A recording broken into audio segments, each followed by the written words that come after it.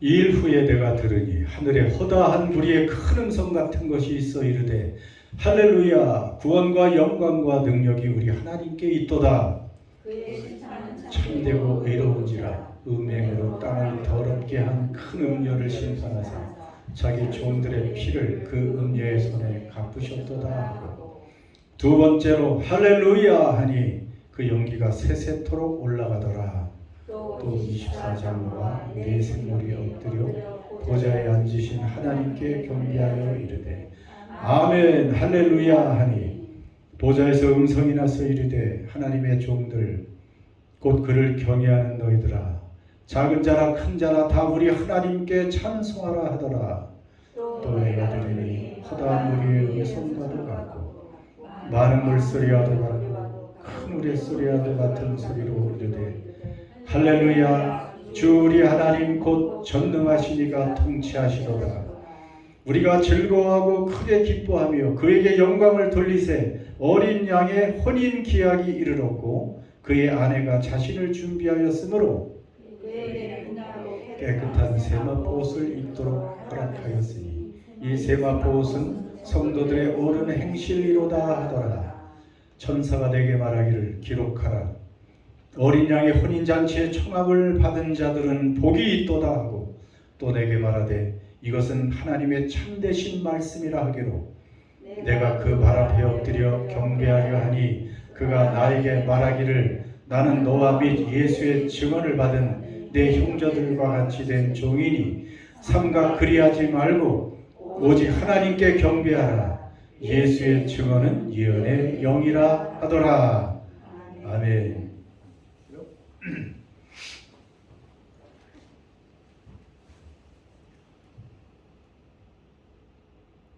요즘 일부 젊은이들 사이에서는 술을 마시지도 않으면서 저렇게 즐겁게 춤을 추고 댄스를 하고 뭐 파티를 열고 이런 문화들이 이제 조금씩 점점 번져간다고 해요. 과거에는 나이트클럽에 가서 청소년들이 얼마나 다 한 번씩 갑니까? 매일 가는 아이들도 많이 있겠죠. 나이트클럽이 아주 하나의 문화가 됐잖아요. 지금도 아마 굉장히 클 거예요. 여러분도 젊을 때 또 보셨던 분도 계실 것 같고, 저는 그걸 한번 체험해봤어야 되는데 그걸 못했네. 아무튼 이 나이트클럽에 가서 춤을 추면 당연히 술이 있죠. 술을 먹고 진탕 먹고 춤추며 노니까 그 다음날 깨어나면 정신 차리면 후유증이 많이 있죠. 후유증이 많습니다. 괜히 내가 술 먹고 놀았구나 후회가 되겠죠. 그래서 요즘 젊은이들은 놀고는 싶은데 또 술을 먹으면 그 다음날 여러 가지 후유증이 있으니까 커피를 마신다거나 또 무알콜 그런 음료, 술이 아니죠. 그걸 마시면서 그냥 맨정신으로 그래서 소버 파티라고 그렇게 말할 정도로 저런 이제 문화가 있다고 합니다. 그런데 아무튼 뭐 소버 파티든 술을 마시든 우리 모든 세상 사람들은 지금도 인생의 그 무료함, 무의미, 허무, 죽음 뭐 이런 것들을 잊으려고 쾌락을 추구하고 그저 자신을 즐겁게 하는 그런 파티, 잔치를 계속 열고 또 계획하고 또 열고 그러죠. 우리가 아는 것처럼 오클랜드도 뭐 대도시들이 주말만 되면 벌써 금요일, 목요일 오후 되면 고속도로가 막혀서 이동하기가 어려울 정도예요. 뭐 결국 다 파티하러 가는 거죠, 결국은. 그래서 그 시간을 피해야 될 정도로. 그런데 세상의 파티와 축제는 끝날 때가 있다고 알려주셨죠. 지난주에도 그 세상의 그 화려하고 거대하고 성대한 파티로 가득 찼던 그 바벨론 위대하고 사치스러운 그 도시가 무너졌다고 하나님께서 선포하셨고 결국 그런 세상의 것들은 무너져 내렸습니다. 사라졌습니다. 아무리 세상의 파티를 잔치를 즐겁게 하면서 스스로 자신을 즐겁게 하고 허무와 죽음과 그 인생의 부조리 뭐 이런 것들을 잊으려고 해도 그것이 인간의 노력으로 되는 것이 아니죠. 증상이 나타났는데 그 증상, 병의 원인을 치료하지 않고 진통제만 더 강한 것을 쓴다고 해서 그 병이 낫는 게 아니기 때문에 결국은 그 끝은 파멸이고 멸망이라는 것을 알려주고 있습니다. 하나님 없이 인간 중심으로 인간 스스로 고안한 이런 모든 문명, 모든 잔치, 모든 파티, 세계관, 가치관 이런 것들은 결국은 끝이 있고 종말이 있고 무너져 내린다는 것을 알려주고 있습니다. 그런데 오늘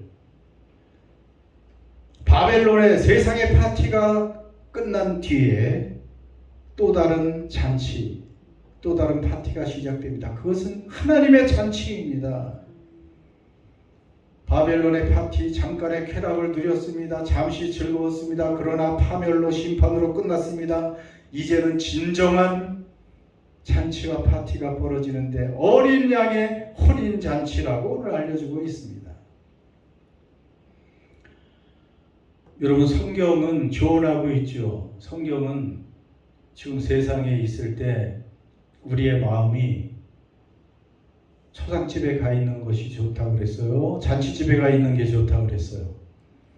예, 지혜서 잠언서에 보면 지혜자의 마음은 초상집에 가 있고 어리석은 자의 마음은 잔치집에 늘 파티하는 곳에만 가 있어.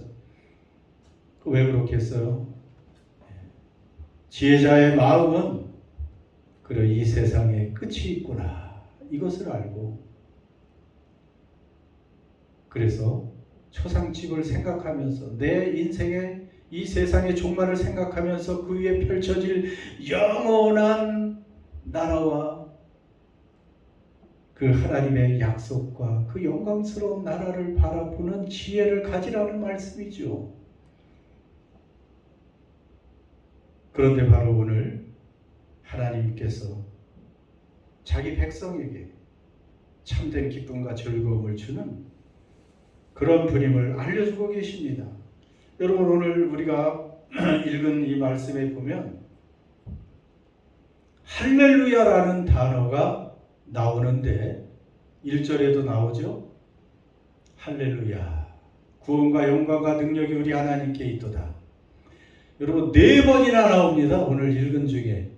그런데 신약에 어디에도 할렐루야라는 말이 없는데 여기에만 나오는데 4번이나 나와요. 1절에 할렐루야 거기 나오죠. 구원과 영광과 능력이 우리 하나님께 있도다. 3절에도 두 번째로 할렐루야 하니 그 바벨론이 멸망해서 불타는 그 연기가 세세토록 올라간다. 세 번째도 할렐루야.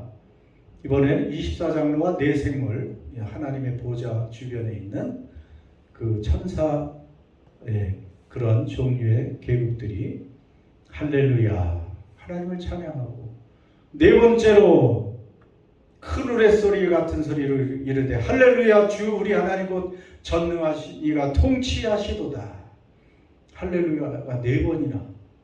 여러분 할렐루야가 무슨 뜻인지 아시죠? 할렐루는 찬양합시다 그런 것이고 야는 야훼 하나님 그래서 하나님을 찬양하라 그런 의미죠. 하나님을 뭐 찬송과 노래만 하라는 뜻이 아니고 하나님의 그 위대하심을 선포하고 하나님을 자랑하고 하나님의 그 승리를 기뻐하는 그런 의미가 할렐루야에 담겨 있는 거예요. 할렐루야 하면 하나님의 승리, 하나님을 자랑하고 하나님의 위대하심 이런 것들을 선포하는 그러한 우리의 고백인 것입니다. 그런데 오늘 4번이나 지금 할렐루야가 외쳐지고 있습니다. 그런데 언제 할렐루야가 나왔습니까? 사실 첫 번째, 두 번째 할렐루야를 보면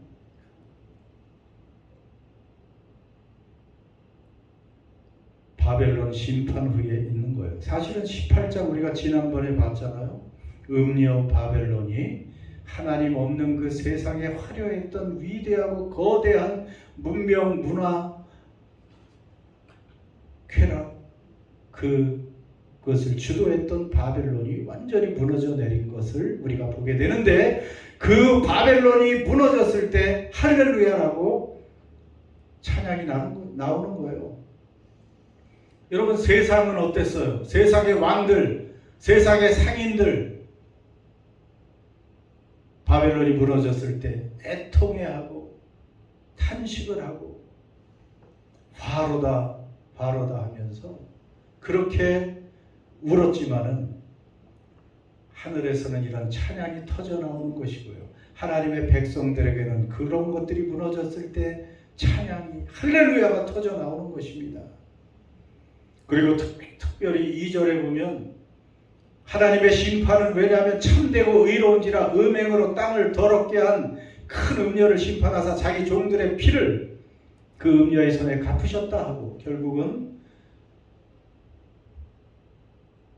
그 음녀 바벨론이 교회와 하나님을 대적하고 또 신실한 하나님의 성도들을, 백성들을 박해하고 피 흘려 죽게 한 그 모든 것들을 하나님이 공의롭게 심판하셨기 때문에 할렐루야가 나오는 것입니다. 그리고 무엇보다도 할렐루야 한 이유가 6절에 아주 중요한 이유가 나와 있습니다. 또 내가 들으니 여다 무리의 음성과도 같고 많은 물소리와도 같고 큰 우레소리와도 같은 소리로 이르되, 거기 한번 같이요. 할렐루야, 주 우리 하나님 네가 통치하시도다.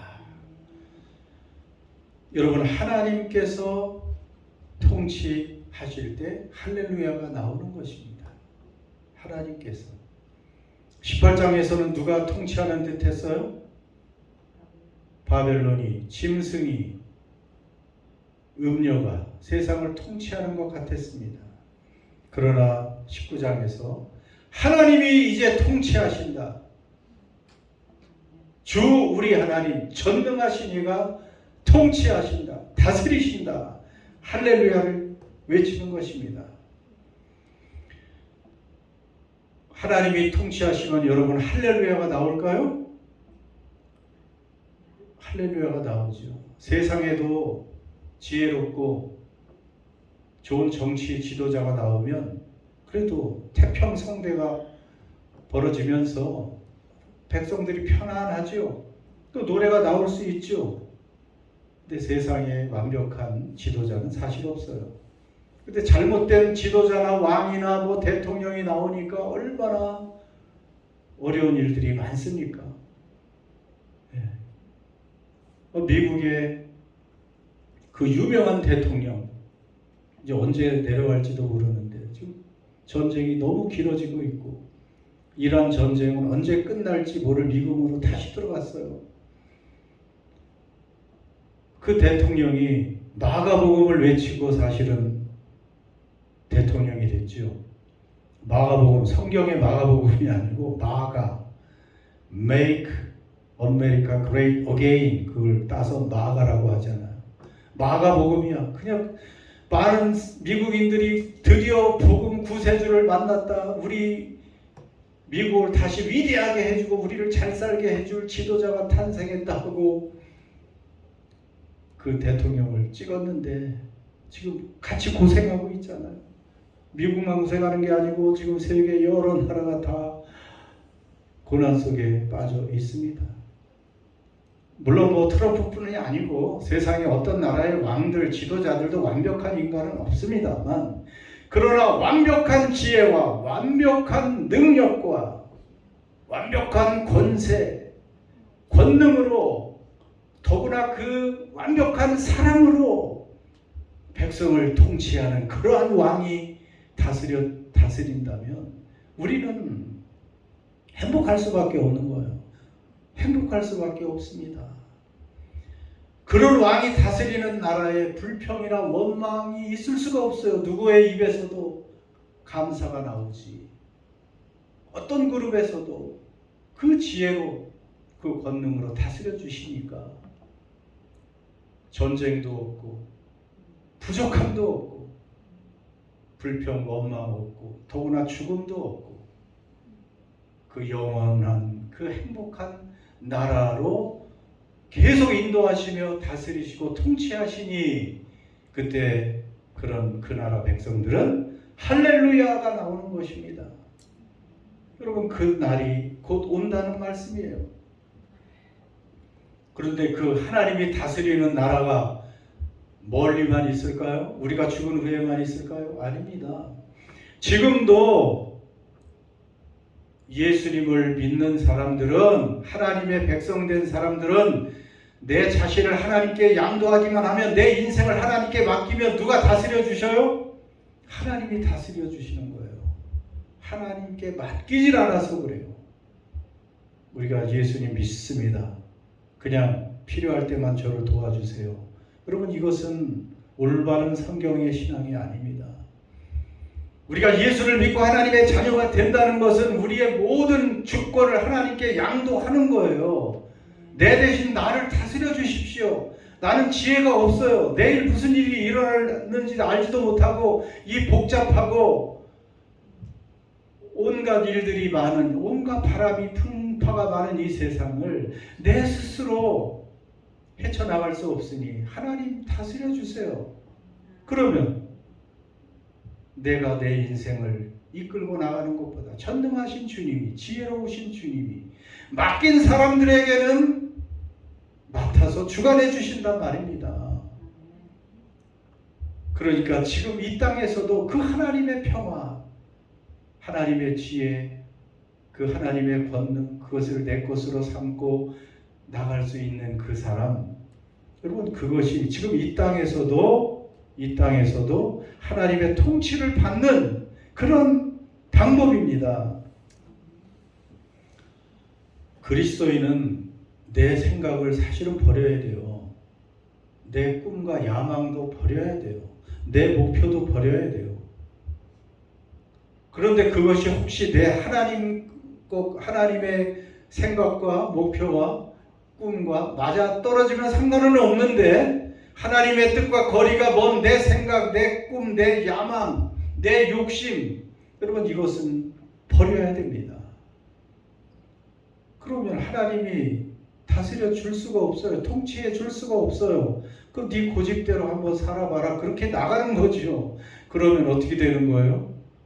이 인생이 고통스러운 거예요. 여러분 우리 스스로 살아갈 수 있는 인생이 아닙니다.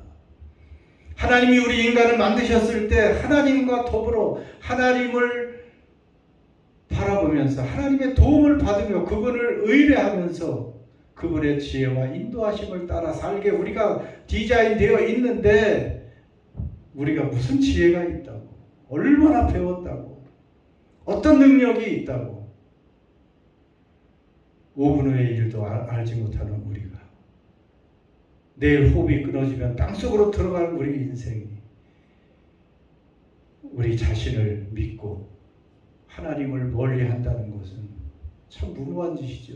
그리스도인조차 그렇게 살면 그것은 믿음이 아닙니다. 믿음이 아니에요. 그냥 걸음마를 시작한 것뿐이에요. 성장해야 되죠. 언제까지 그 걸음마 상태에서, 그 단계에서 자라지 못하면 얼마나 주님도 안타깝겠습니까? 하나님의 통치를 지금부터 받고 이제 주님의 나라가 완성될 때 영원히 그 통치를 받는 그 사람들에게는 지금도 할렐루야가 나오고 영원히 할렐루야를 외치게 될 줄 믿습니다. 그런 사람들이 결국은 그 할렐루야의 그 외침, 승리와 기쁨의 외침 가운데 어린 양 혼인잔치로 들어가는 것입니다. 오늘의 핵심, 다시 한번 여러분 눈으로 보세요. 우리가 즐거워하고 크게 기뻐하며 그에게 영광을 돌리세요. 어린 양의 혼인 기약이 이르렀고 그의 아내가 자신을 준비하였으므로 그에게 빛나고 깨끗한 세마포 옷을 입도록 허락하셨으니 이 세마포 옷은 성도들의 옳은 행실이로다 하더라. 천사가 내게 말하기를 기록하라. 어린 양의 혼인잔치에 청함을 받은 자들은 복이 있도다 하고 또 내게 말하되 이것은 하나님의 참되신 말씀이라 하기로. 누가 복된 사람이에요? 누가 복된 사람이라고 저기 나와 있어요? 어린 양의 혼인잔치에 청함을 받은 자들. 여러분 청함을 받았습니까? 초청장을 받았어요? 어린 양 혼인잔치에? 그리고 하객으로 초청장을 받았어요?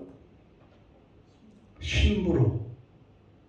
어린 양의 혼인잔치에 그 어린 양은 누구예요? 예수 그리스도. 지금은 왕의 왕, 모든 하늘과 땅의 주권을 가지신 영원한 왕, 그분의 신부로 청함을 받고 초청을 받은 자들은 복이 있도다. 여러분 그 확신이 있습니까? 여러분 성경은 처음부터 결혼 이야기로 시작됐잖아요. 창세기 2장에 무려 아담과 하와가 결혼을 하는 이야기로 되어 있습니다. 구약에 보니까 이건 어린 양의 혼인잔치 어떤 좋은 그림이 있나 생각해 봤는데 그냥 상상. 어느 날 하나님께서 손을 펼치시고 그 혼인 그 웨딩 서퍼로 되어 있네요. 웨딩 만찬에 신부로 저 의자에 앉을 그 영광의 주인공. 여러분 저게 꿈이 아닙니다. 그냥 어떤 판타지 소설이 아니에요. 어느 날 펼쳐질 확실한 실제입니다. 그러니까 주님께서 그리고 말씀하셨잖아요. 하나님의 참되신 말씀이라 한 번 더 기록하라. 못 믿을까봐 그렇게 확증까지 해주시잖아요. 호세아 구약에 보니까 이런 말씀 있잖아요. 내가 너에게 장가들어 영원히 살되 공의와 정의와 은총과 긍휼이 여김으로 내게 장가들며 진실함으로 내게 장가들리니 내가 여호와를 알리라. 내가는 누구예요? 하나님이 내게, 너는 이스라엘에게. 그 배역한 이스라엘인데 그 부족한 그냥 하나님의 사랑을 떠나고 또 떠나고 회개에서 품어주면 또 떠나는 이러한 이스라엘 백성. 그런데 우리 주님은 내가 내게 장가들어 남편이 되어주신다는 것입니다. 혼인잔치를 한다는 거예요. 영원히 살 것이다. 공의와 정의와 은총과 긍휼이 여김으로 내게 장가들 것이다. 여러분 공의와 정의로 하나님이 장가되신다고 하면 그 두 가지만 있어 우리는 하나도 하나님의 그 영원한 사랑의 대상이 될 수 없습니다. 우리가 무슨 자격이 있어요? 우리의 마음을 한번 보세요. 우리의 행동을 보세요. 우리는 철저한 죄인이에요. 공의와 정의만 가지고는 안 되는데 은총과 긍휼이 있기 때문에 가능해요. 영어 성경이 뭐 love and compassion, 사랑과 긍휼. 사랑이 하나님은 많으니까 부족해도 품어주시는 거예요. 우리를 불쌍한 결단해도 또 죄를 짓는구나, 불쌍하구나. 그래도 돌아오니까 사랑과 긍휼, 그것으로 장가 드신다는 거예요. 우리를 품으신다는 거예요. 또 진실함으로 장가 들리니, 진실함, 영어 성경에 보면 faithfulness, 성실함, 신실함. 그러니까 하나님은 한번 택하면 버리질 않으신다는 거죠. 세상 사람은 마음에 안 들면 갈라서고 이혼하고 하지만 하나님은 버리질 않아. 왜냐하면 사랑과 긍휼이 있기 때문에. 공의와 정의뿐 아니고 또 faithfulness, 신실하시기 때문에 끝까지 언약을 맺었으니 내가 책임을 진다. 구약에도 저렇지요. 신약에도 마찬가지요. 저 아내들이여 남편들이여 하는 이 말씀은 남편과 아내에 관한 그런 말씀 같지만 사실은 예수님과 교회에 관한 비유의 말씀이에요. 그 23절 보세요. 이는 남편이 아내의 머리됨이 그리스도께서 교회의 머리됨과 같음이니 그가 바로 몸의 구주시니라. 24절 그러므로 교회가 그리스도에게 하듯 아내들도 범사에 자기 남편에게 복종할지니라. 남편들아 아내 사랑하기를 그리스도께서 교회를 사랑하시고 그 교회를 위하여 자신을 주심같이 하라. 신약에서도 계속 예수님과 교회를 남편과 아내 결혼 관계로 이렇게 묘사를 하고요.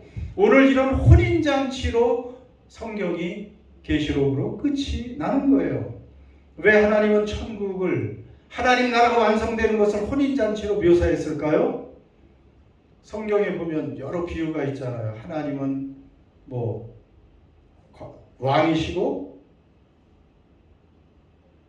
그리고 성도는 그 백성, 왕과 백성, 왕과 신하, 남편, 아버지와 딸 이렇게도 비유하시고 목자와 양, 또 신약에서 예수님은 포도나무, 우리는 가지, 이런 여러 가지 비유가 있는데 남편과 아내 혼인잔치로 비유하는 이유는 가장 친밀하고 가장 가깝고 깊은 그런 관계가 되기 때문인 것입니다.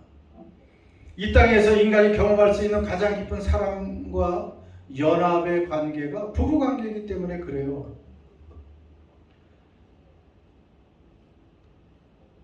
그래서 그 호세아에서 읽은 것처럼 하나님께서 우리를 사랑하시되 끝까지 사랑하시고 깊이 아주 친밀하게 함께 동고동락할 수 있는, 그리고 그 언약이 영원히 가는 그러한 부부 관계를 빗대어서 예수님과 우리의 관계를 설명해 주고 계시는 거예요. 그래서 어린 양의 혼인잔치는 천국에서 한 번 딱 열리는 결혼식이나 연회가 아니고요. 이제 예수 그리스도와 그분의 백성이 함께 하나가 되어서 함께 영원히 살아가는 새로운 시대의 시작을 선포하는 축제인 것이죠. 그리고 영원히 함께 거하면서 완전한 사랑과 기쁨과 친밀한 교제를 영원히 누리게 되는 그 관계의 시작이라고 알려주시는 거예요. 그러니까 여러분, 우리는 준비가 됐습니까?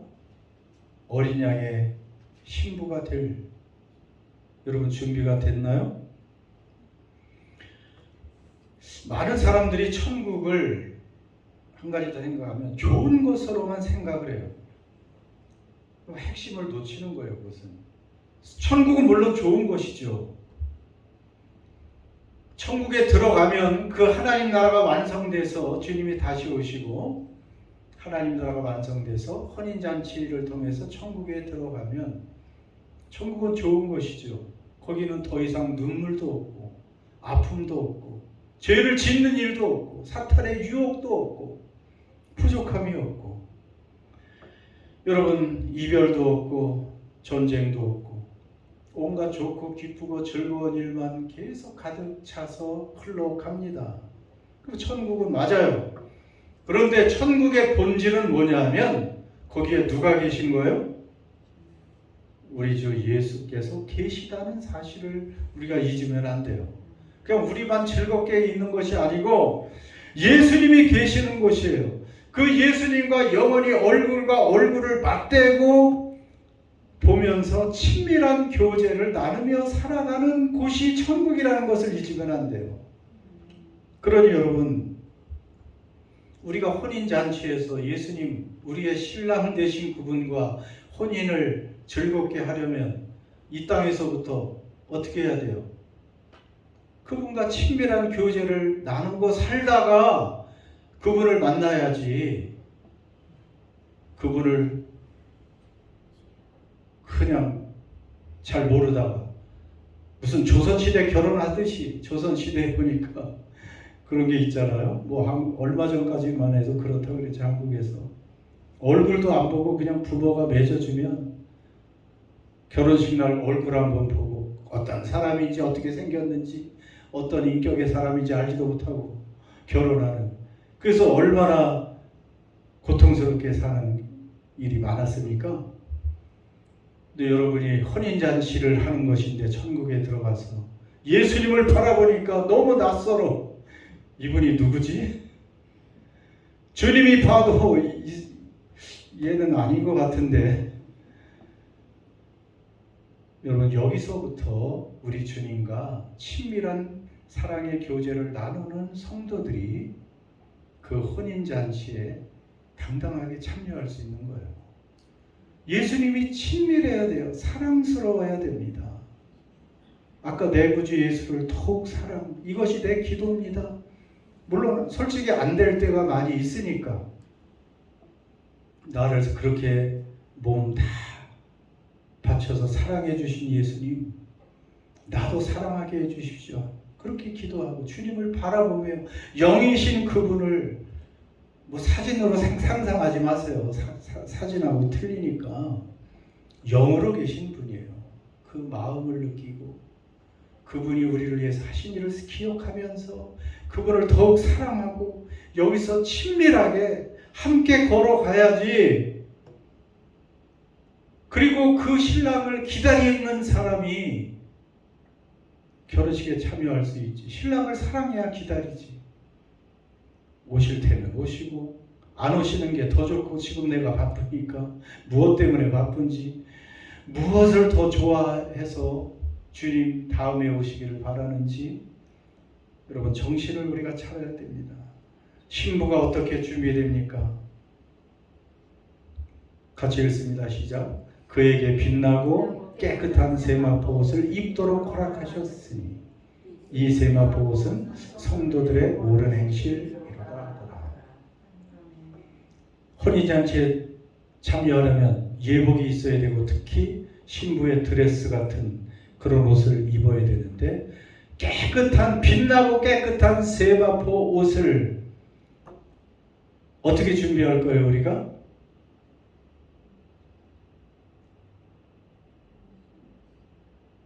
우리가 노력해서 그 준비할 수 있을까요?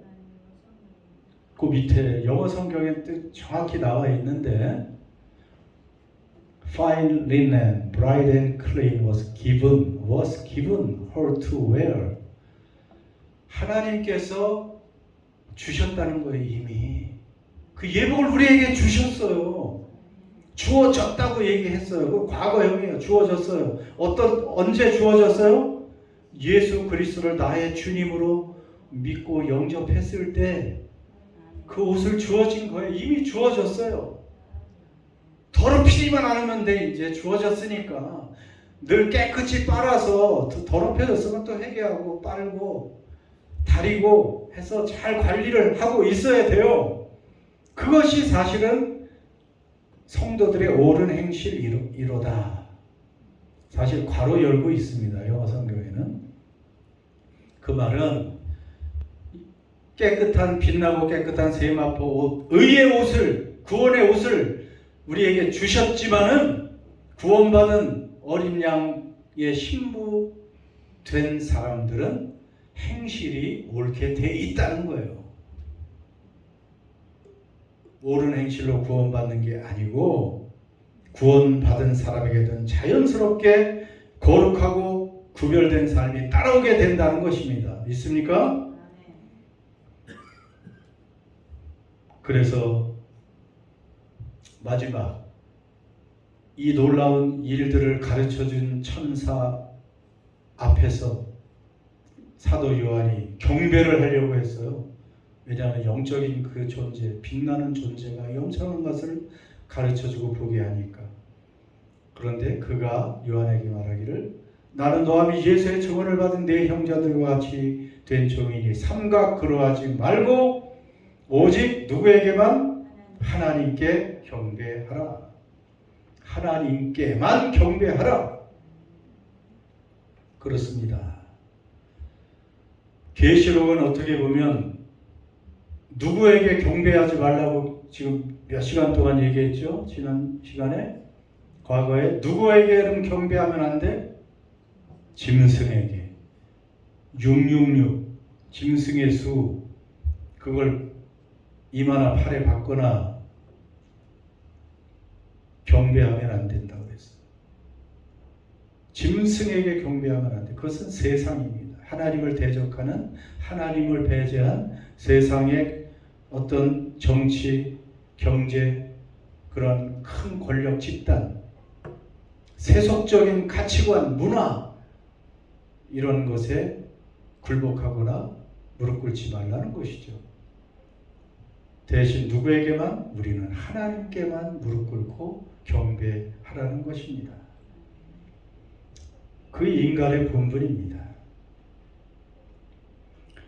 말씀을 마칩니다. 요한계시록 18장 거기는 바벨론의 마지막 잔치를 보여주었죠. 그러나 19장은 전혀 다른 잔치, 신랑 되신 예수 그리스도와 신부된 그 성도 교회가 하나 되는 어린 양의 혼인잔치입니다. 여러분, 그때 그 혼인잔치에서 우리도 할렐루야 하면서 화답할 준비가 되어 있습니까? 여러분, 우리는 어린 양의 신부로서 그 혼인날을 기다리는 것이 정상입니다. 그 혼인날을 기점으로 우리는 영원히 행복한 날을 만왕의 왕이신 주님과 함께 영원히 보낼 수가 있게 될 것입니다. 그러나 세상의 잔치, 잠깐은 즐거운 것 같지만 반드시 끝나는 그런 잔치입니다.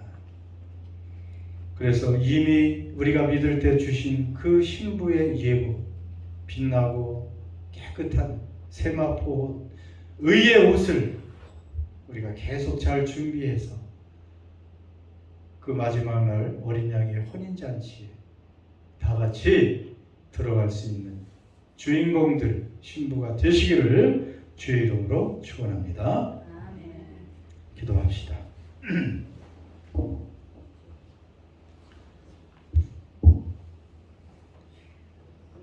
여러분, 세상 우리 눈에 보이는 이 세상의 화려한 잔치 같은 것들, 사치스럽고 탐욕스러운 잔치,